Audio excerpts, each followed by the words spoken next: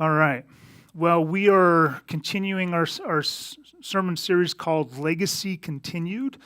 Uh, Logan last week did the prequel to this service, to this series, and usually we do prequels after the fact, and that's kind of the new thing.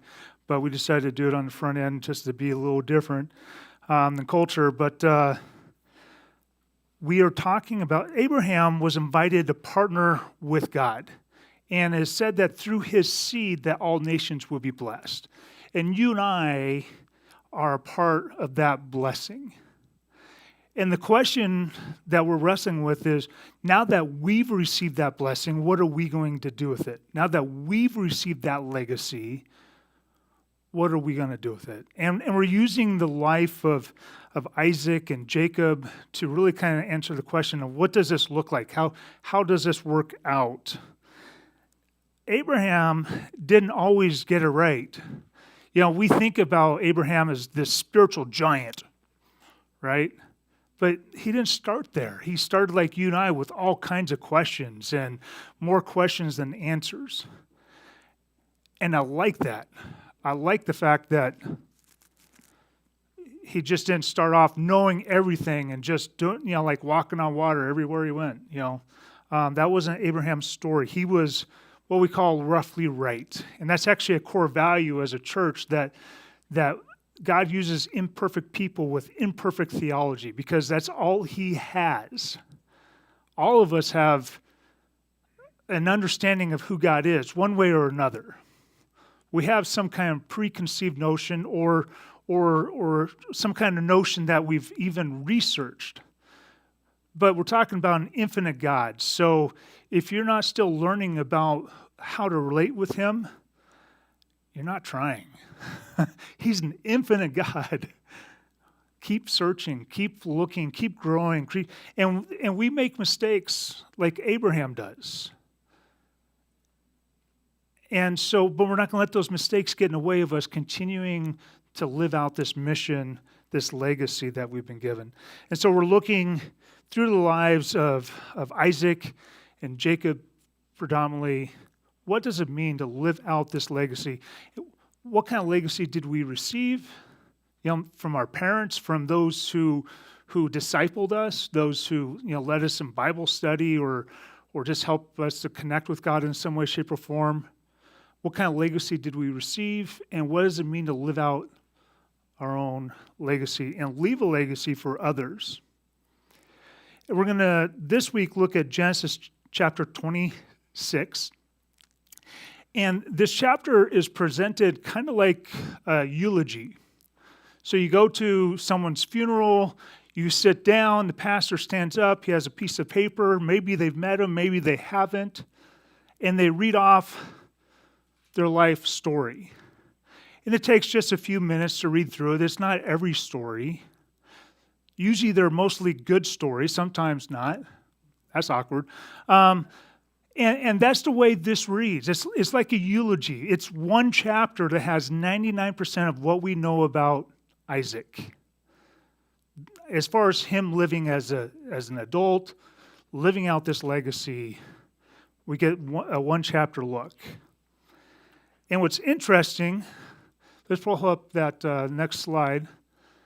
What's interesting is Isaac's story is connected to his father's. Now, that sounds like an obvious statement, right? Of course his story is connected to his father. But the author tells his story in such a way to connect, like it's to draw these connections, and it's like a reverse telling of Abraham's story. Abraham, when he first enters into the promised land, the land promised to him, to the land that was shown to him, he pitches his tent and he sets up an altar and he worships the Lord at Bethel. That's in Genesis chapter 12. Later, he goes to Egypt, and then he comes back, and he's super, super rich. Too rich. It's grotesque how rich he is. And the land can't support him, and so there's quarreling between Abraham's herdsmen and Lot's herdsman. In fact, his name hasn't even changed yet. It's Abram at that time, so there's quarreling. And then we're told a number of times that Abraham is a rich man. But there's one time where Abraham refused the riches. It's when he chases after and rescues Lot. Remember, Lot gets kidnapped and taken away along with a number of other people from the town he's from. And they take away all their possessions too. And the king of Sodom says, have all the goods, just give me the people. And Abraham says, nope, I'm not going to profit off of you. And so, he's got the money, dollar bills, right? And then his story ends with Abimelech. And that's in Genesis chapter 20.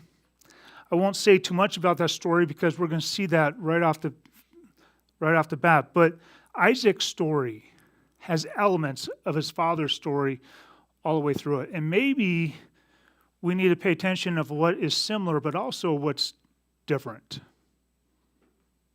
So, let's jump into this. Genesis 26.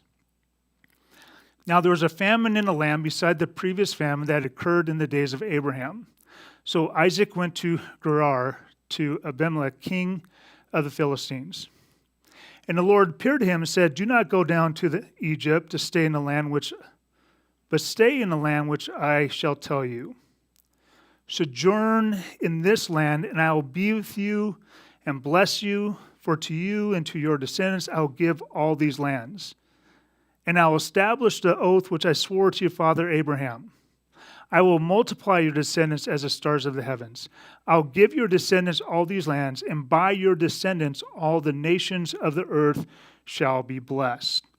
Now I should say that word descendants is actually a singular word, and it's seed. It's seed. I'll multiply your seed. I'll give your seed these lands, and by your seed all the nations shall be blessed. Because Abraham obeyed me and kept my charge, my commandments, my statutes, and my laws.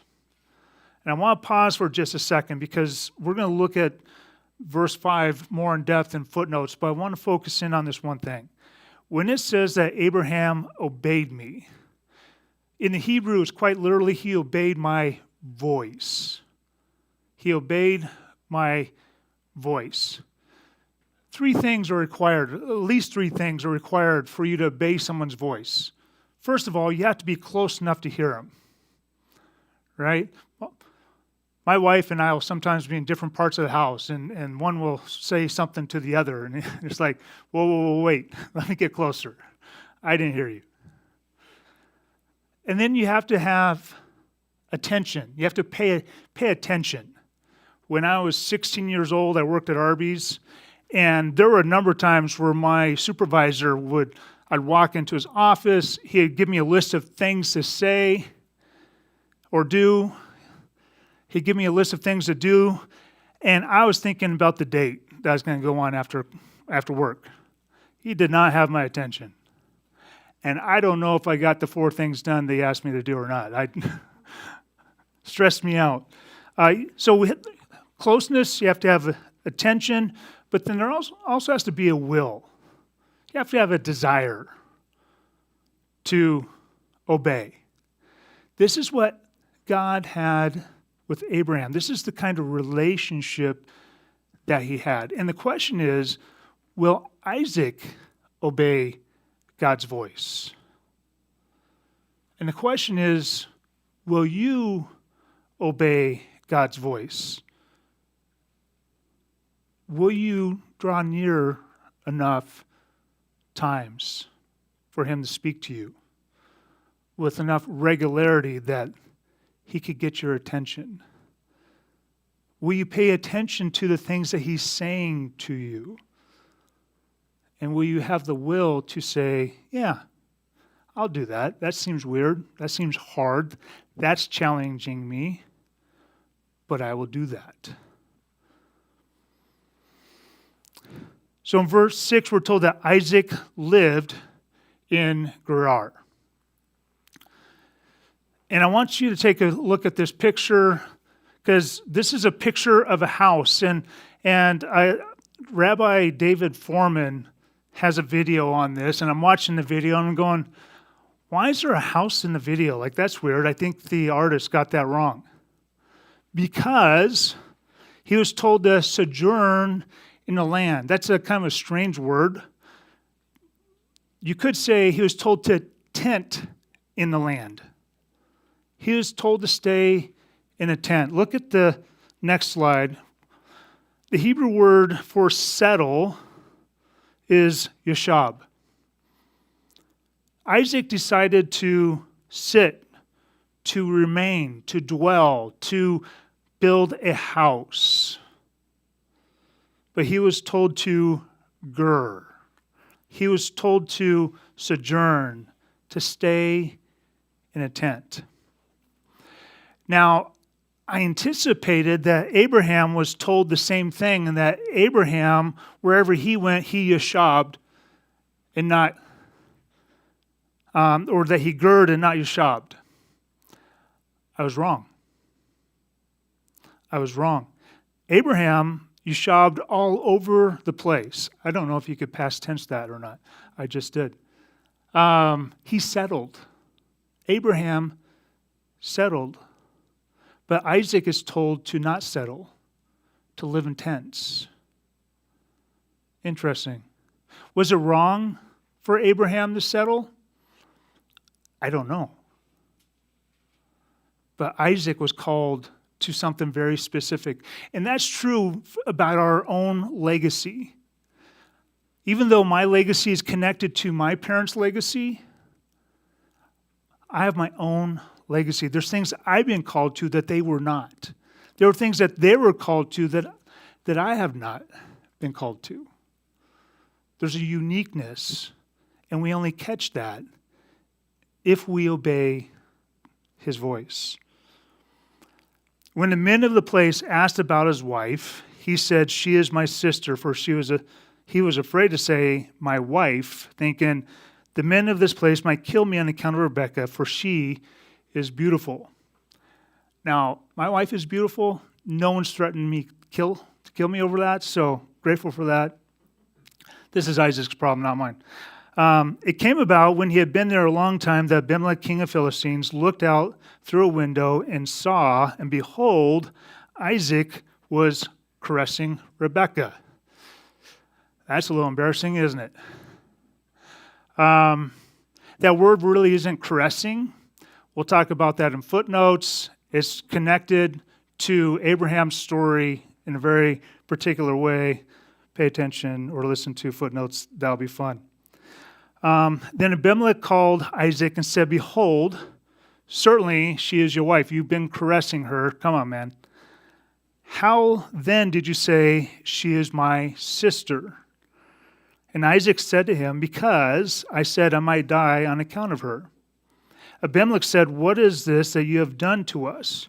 One of the people might easily have lain with your wife, and you have brought guilt upon us." So Abimelech charged all the people, saying, "He who touches this man or his wife shall surely be put to death." Now this story is on almost full auto repeat from Abraham's story. This is what Abraham does when he goes not only to Egypt with Pharaoh, but to Abimelech. And there are certain things that my mom and my dad would do that have just been an automatic response for me, things that I caught. The first thing that I caught was before I was even born. My dad was in the Army down in Killeen, Texas. My mom was pregnant. She was well with child, if you know what I mean. And it's a hot Texas day. And my mom is waiting for my dad to, he's in formation, and they're waiting on the colonel to come out.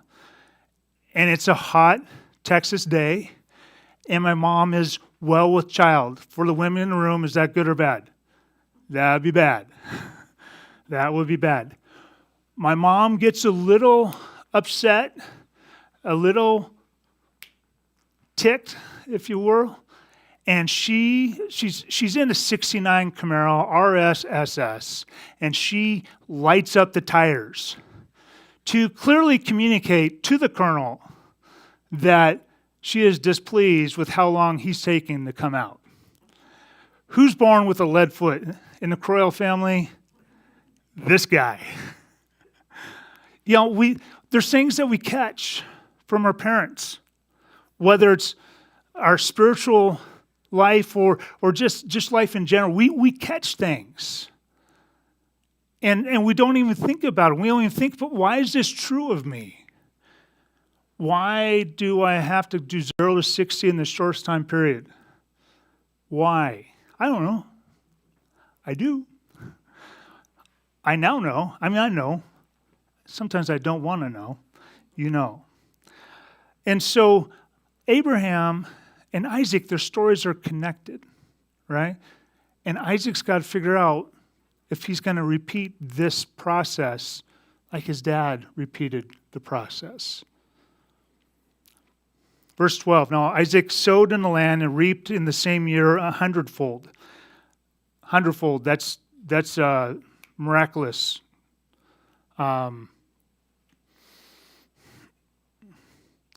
It's a miraculous harvest. And the Lord blessed him.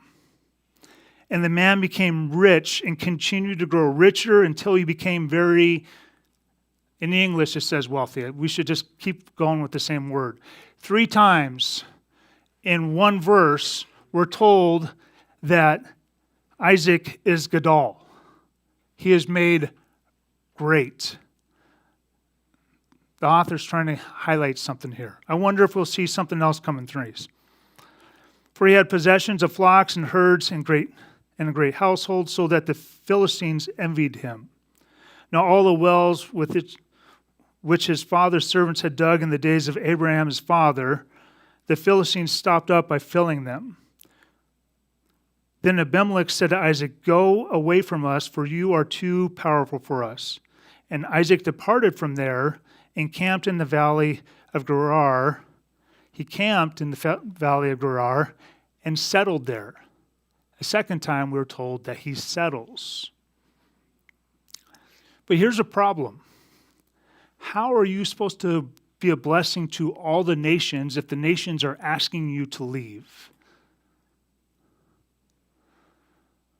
How are we supposed to be a blessing to the people around us if they don't want to talk to us because how hard we stand on certain things, or at least the way we talk about those certain conversations? Like, aren't we still supposed to be a blessing to all nations? Isn't this promise to Abraham carried out through the church? But sometimes the church isn't welcome because of the way the church talks about things or acts. Is that problematic? Then Isaac dug again the wells of water in which he had dug in the days of his father Abraham, for the Philistines had stopped them up after the death of Abraham, and he gave them the same names which his father had given them. But when Isaac's servants dug in the valley, they found a well there flowing water. The herdsmen of Gerar quarreled with the herdsmen of Isaac, saying, "The water is ours." So he named the well Esek, because they contended with him. Then they dug another well, and they quarreled over it too, so he named it Sitnah. Let's take a look at this first graphic we got here. We're told a couple different times that Isaac settles, and we're told a couple different times that he unstops wells that the Philistines have stopped up. And the Philistines are not happy that he's staying. In fact, the Philistines are mentioned in a negative light 3 times, while we're told 3 times that he has become very rich. What the rabbis have learned from this is that how God's people uses their wealth matters. Are we becoming wealthy for our own purposes? Are we being blessed by God for our own purposes? or we're going to use that blessing for others, to be a blessing to others. And when Isaac unstops the wells, the people are like, no, that's ours. What you don't see Isaac do in this case is play the God card. Right? Bam. God said it's mine. Deal with it. Isaac doesn't see the need to defend himself. And so in verse 22, we're told that he moved away from there and dug another well. And they did not quarrel over it. It's like he learned from his father that when the herdsmen quarreled between Abraham and Lot, that Abraham just decided to part ways. It's like, it's not worth the fight, guys. We don't need to demand our way here. And so he named it Rehoboth, for he said, at last, Lord, the Lord has made room for us, and we will be fruitful in the land. See, he didn't see the need to flex his muscles, rattle swords. He didn't see the need to demand his way, to proclaim persecution. Like he didn't see the need to defend himself because he knew that the Lord would defend him. And so we got this next picture. And by the way, when it says that he moved away from there, that phrase, that Hebrew phrase, is used one other time in Genesis, and it's connected to Genesis 12:8, when his father set up a tent. And so, wink, wink, nod, nod, the author's telling us that instead of going and building another mansion to put on display his blessings of God, he decides, he's learning that he must sojourn. He must tent.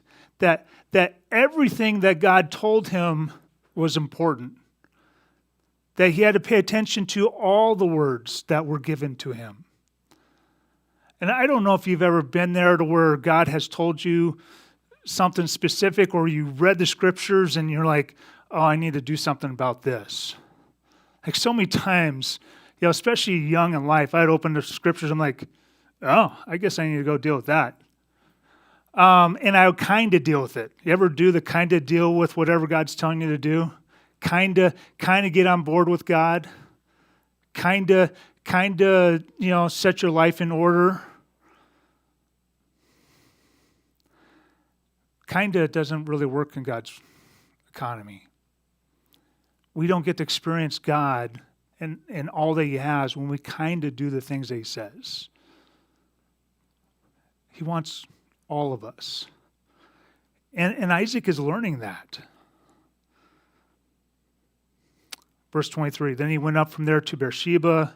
The Lord appeared to him the same night and said, I am the God of your father Abraham. Do not fear, for I am with you. I will bless you, and I will multiply your descendants. Again, the word seed, for the sake of my servant Abraham. See, this relationship is growing. It's becoming more intimate.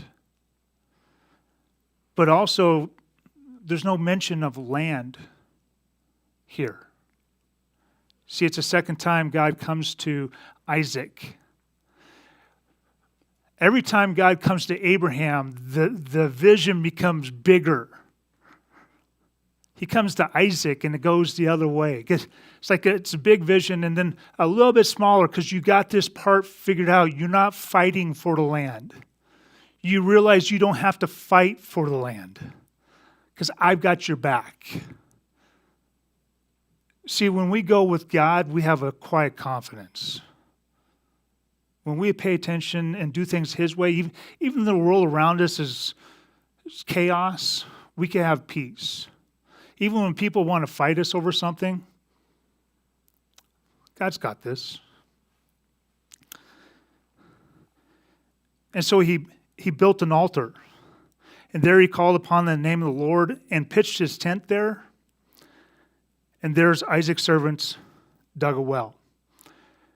Now, when Logan told me that how these stories kind of mirror each other, but they go backwards from each other, like Abraham's story goes this way, and it's a mirror image, but flip-flopped. I'm like, no, it's not. The tent's not involved.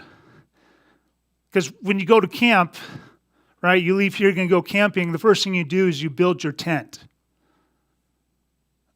No, the author was very clear to say that he built the altar. He built the altar, and then he had a worship service. And then he built the tent. Isn't that interesting? And so, let's take a look at the next graphic. So he leaves the home, he leaves the mansion, and he walks away from wells that he dug out. He just walks away from them like he's not using them, someone else is. And he moves away from there and he tents, and that's the first time he really experiences peace. And he's like, oh, I'm going to continue tenting. I'm going to sojourn some more. And so he goes further, and God visits him there, and that's when he builds the altar and has the worship service. And then he builds the tent because he's not concerned about the tent. The land, fighting for the land is not his to do. He's not there to make his name great. He's there to make God's name great. And we know this is true because when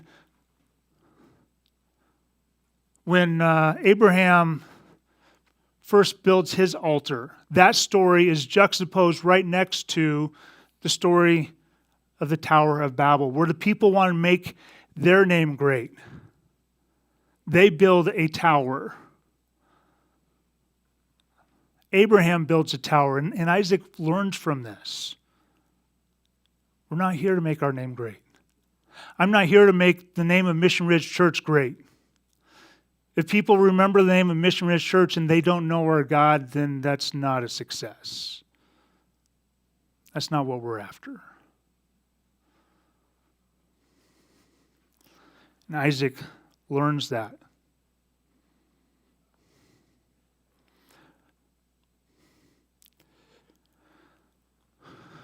What's Isaac's impact on the community? Does this even matter? Like, he doesn't fight. He doesn't argue. Does it change anything? Well, the author thinks so, because look at verses 26 through the end of the chapter, or at least the end that we're going to cover.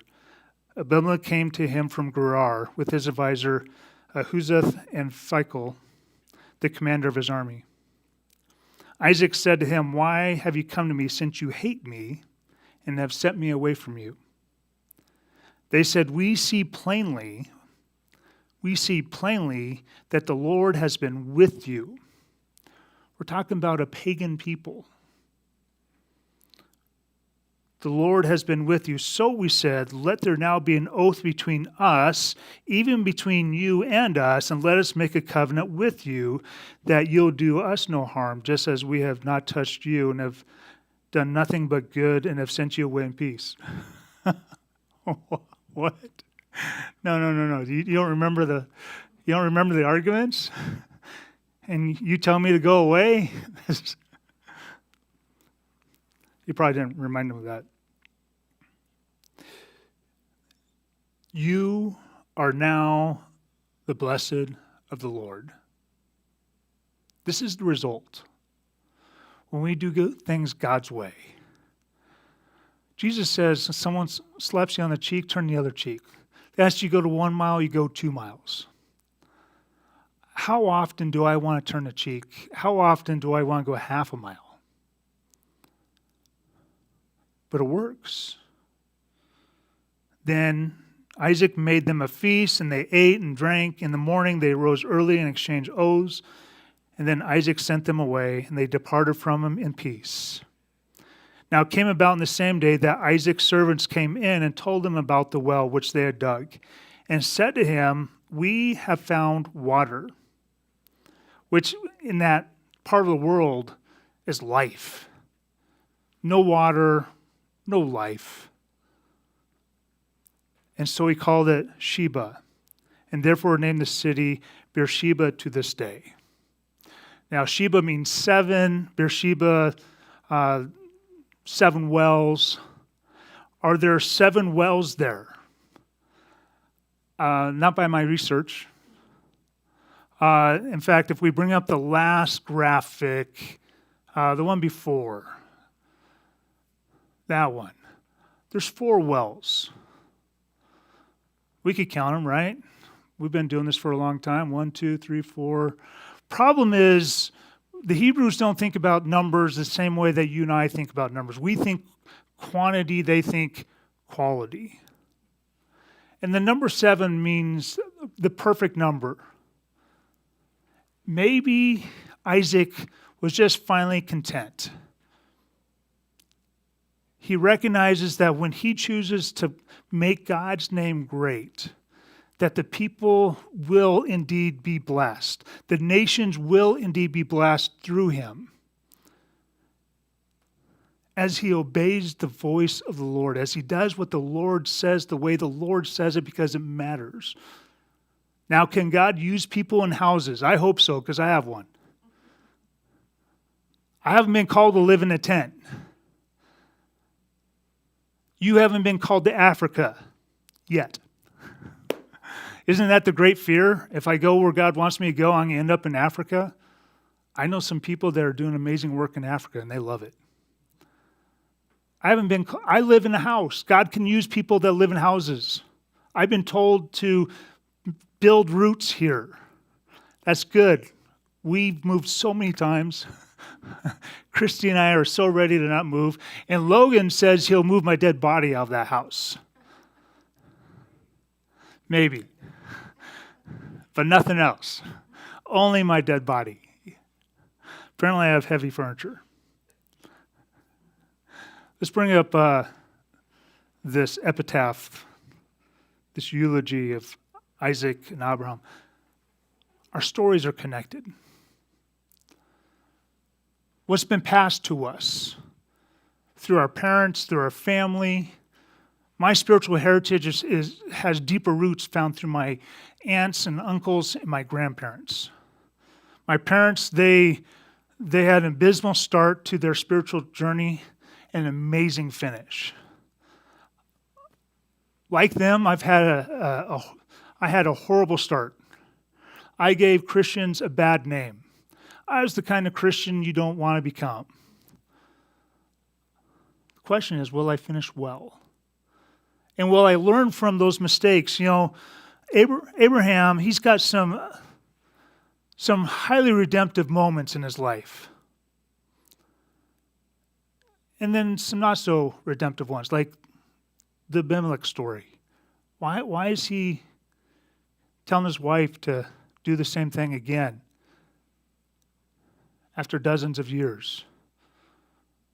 After God gives him a son through a promise, why is he still reverting back? Probably because he's made of the same stuff that you and I are made of, where we revert back to these things that we wish no one knew about. These problems that we wish weren't true of us. These things that we go, that shouldn't be true of a Christ follower. But it's exactly those reasons that I am a Christ follower, because I need him. I need him as much today as I did yesterday or 20 years ago. And 20 years ago, I was a train wreck. And Isaac learns to live out his own story. And there's these connections. You could see part of his dad's story in his story. But he's figuring out how to live it out for himself. How to listen to God's voice and obey himself. Which may be the most useful thing that you could ever do as a follower of Christ. Learn to listen. Give him that closeness and that attention. That's why we do life transforming groups. We read 3 chapters every day for a week, and then we come and talk about what did we hear from God. And we do that in groups of 3 so that we could talk about real things. It's 3 guys or 3 gals meeting once a week. And our care groups, it's a little bigger group. We talked about what was talked about in the sermon. What in the world did Logan mean by that? I meant Rob. What did Rob mean by that? What was Rob smoking when he said that? Rob doesn't smoke. We need to learn how to hear and obey God's voice. One of the most useful things you'll ever learn in following Christ. And he'll say things specifically to you that will lead you on a path of redemption and of restoration. And he knows those things about you. I feel like sometimes in the Christian world, we don't give people enough space to make mistakes to figure it out. Like Isaac makes some mistakes, the same mistakes as his father, and God didn't give up. In fact, right out of the gate, right? Here's the first story. That's like throwing a pick 6. You think you can score 7 points, now you're 7 points down. Like that's how Isaac starts his life. And maybe that's where you've been. Maybe you threw a pick 6 in your spiritual life and you're like, I knew better. And I'm still down. I'm way behind. Maybe God can't use me. No. The story tells us he can and will and wants to. And he'll continue to lead you and teach you. Give him your closeness. Give him your attention. Give him your will. Trust him. Learn to live out your legacy. And let's leave the next generation, our kids, the next generation of young believers come walking through the door like, I don't know what this even means, but here I am. Our spiritual kids, let's leave them a legacy. A couple implications this week. First of all, legacy, the legacy we receive is messy. Some of ours are messier than others. We'll talk about this in footnotes because I was like, I could diagram this out and I could talk about this, and I know you guys are starting to get hungry. So we'll save that for footnotes. But it's messy. We will need to learn to live out our own legacy. There's things that you caught from your parents. There's things that you caught from your spiritual mentor. My probably the mentor that I spent the most time with, 12 years, didn't finish well. He did not finish well. It breaks my heart. I learned so many valuable things from Don. There's some things I wish I could emulate like he did it, because he did it so well. He didn't finish well. I can't emulate that. And I got to be concerned about what did I catch from him? What did he not say, but I just picked up on? What attitudes? Like, does the biblical narrative match some of the things that you believe to be true about God? Does the biblical narrative bear that out? Or do you need to go look and see for yourself what the scriptures say about who your God is? Because maybe they had a lot of things right, but those things that they had wrong could be really destructive. I think our white culture has struggled with racism in a way that we need to reflect on and recognize. Maybe it's just racial apathy, but it's still problematic. Like, what did we catch from our parents, from our grandparents, that we haven't even thought about? That's just part of how we live life, and we haven't really, it's messy. We have to recognize that. And it's okay that it was messy because they needed a savior too. And God wants to do something about that. Second implication, our very best legacy is lived out when we choose to make God's name great. And there's no two ways about that. You want to live out the very best legacy of life, the one that you could be proud of no matter where you go. Make God's name great. Make his name great. He deserves it. Absolutely deserves your worship, your praise. Like, I know sometimes worship services are kind of like, I don't know what to do. Like, this feels awkward. That's okay. Go and awkwardly celebrate your God. He's good with awkward. Has to be. I'm about as awkward as they come. Our best legacy is lived out when we choose to make God's name great. And you will face conflict when you choose that. When that is your aim, when that is your goal, you will face conflict. I'm not surprised that we're facing conflict and trying to move our church downtown so we could start a child care. I am not surprised by that at all. Everybody but one organization is so excited that we are going downtown to start a child care center. Everybody. It's like, you're doing what? That's fantastic. Like, I don't know how many conversations I've had. And there's one. And how we face that conflict will matter. Isaac faced conflict. Abraham faced conflict. And the way they faced that conflict and the way they dealt with it brought God honor.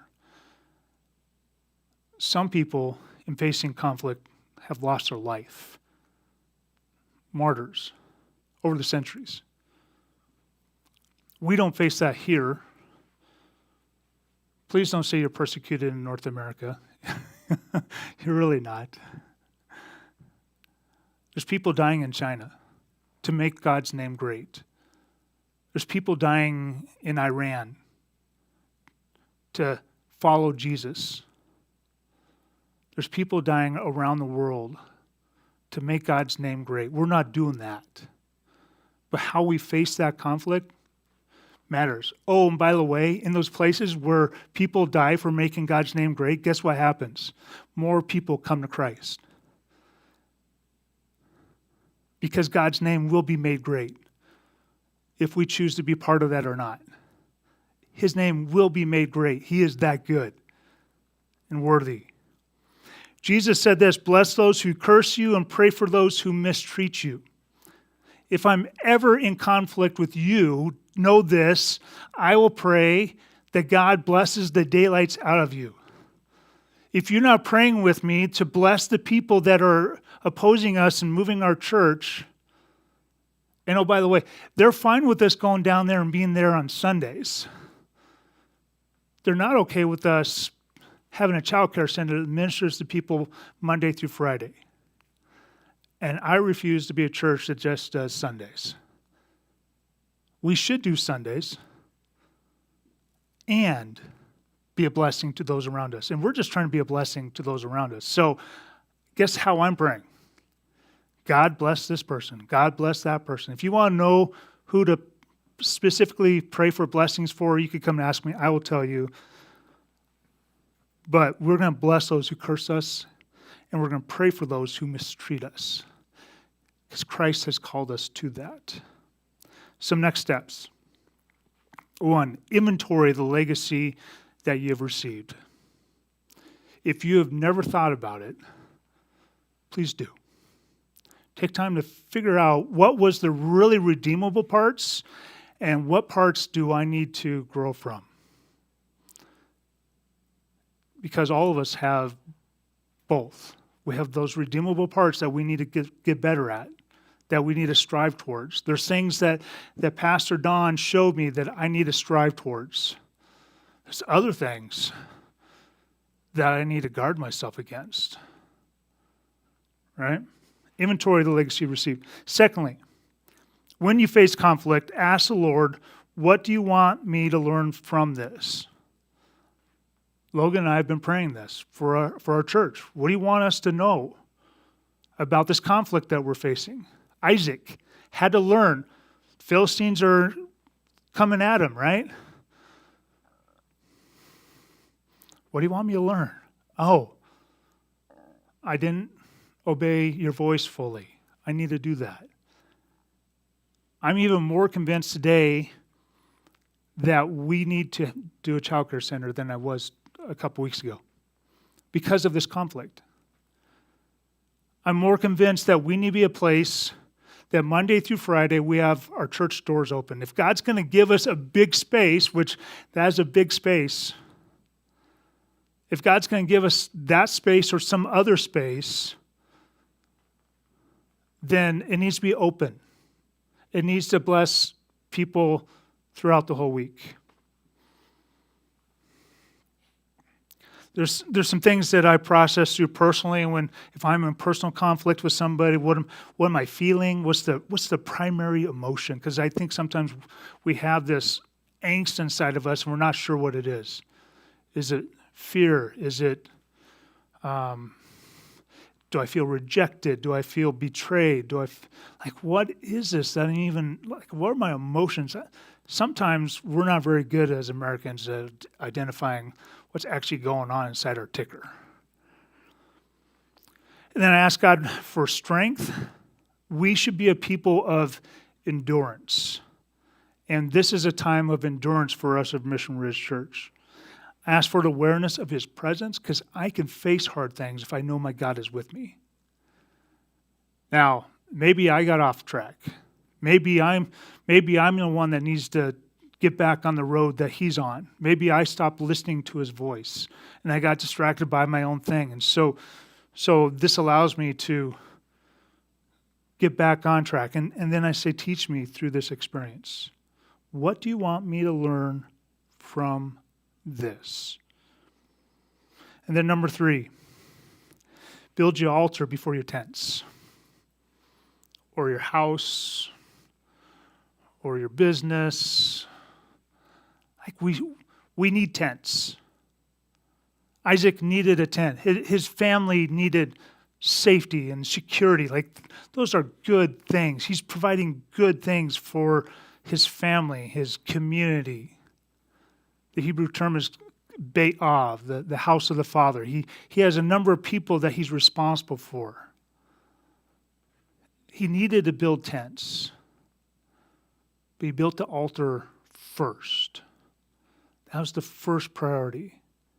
Jesus said it this way: do not worry then, saying, what will we eat, or what will we drink, or what will we wear for clothing? For the Gentiles eagerly seek all these things. For your heavenly Father knows that you need all these things. But seek first His kingdom and His righteousness, and all these things will be added to you. Now, I'll say this. We can overdo this. And I've seen some people do foolish things, going, I'm just giving everything to the Lord. They don't ever make their tents. And community helps us kind of figure out when we're out of balance there. I've been out of balance. My wife has said, hey, can we build a tent too? I'm like, oh, that's a good idea. So we need community sometimes to live this out well.